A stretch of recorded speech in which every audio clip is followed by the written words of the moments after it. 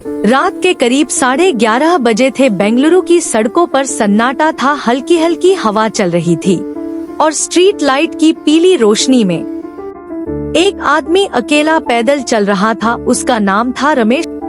रमेश हर रोज की तरह ऑफिस से देर रात घर लौट रहा था। उस रास्ते पर अक्सर लोग नहीं दिखते थे, लेकिन आज की रात कुछ अलग थी। अचानक पीछे से एक आवाज आई, रमेश। रमेश रुक गया। यह आवाज उसके दोस्त सुनील की थी। रमेश हैरान हुआ क्योंकि सुनील तो पिछले साल ही एक सड़क हादसे में मर चुका था। उसका दिल तेज धड़कने लगा।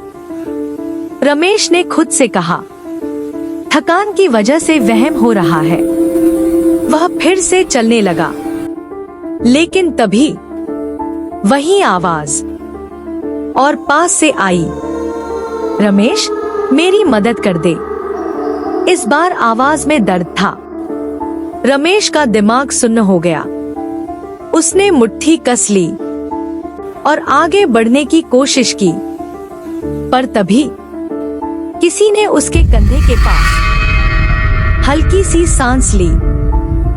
रमेश को याद आया कि मोहल्ले के बुजुर्ग क्या कहते थे, रात में अगर कोई पीछे से नाम लेकर बुलाए तो कभी मत मुड़ना। रमेश के पैरों में जैसे जान ही नहीं बची थी। पीछे से फिर आवाज आई, बस एक बार देख ले, मैं वही हूँ। उस आवाज में अब रोना था। रमेश का दिल पसीज गया। उसने धीरे धीरे अपनी गर्दन मोड़नी शुरू की।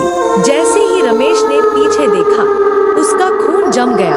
वहाँ कोई इंसान नहीं था, सिर्फ उल्टे मुड़े पैर, लंबे बिखरे बाल और बिना आंखों का एक चेहरा। वो चीज मुस्कुरा रही थी और उसी पल उसने रमेश के कान में फुसफुसाया, गलती कर दी।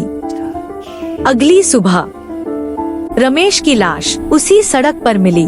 उसका चेहरा डर से पत्थर बन चुका था और आंखें पूरी तरह खुली हुई थी।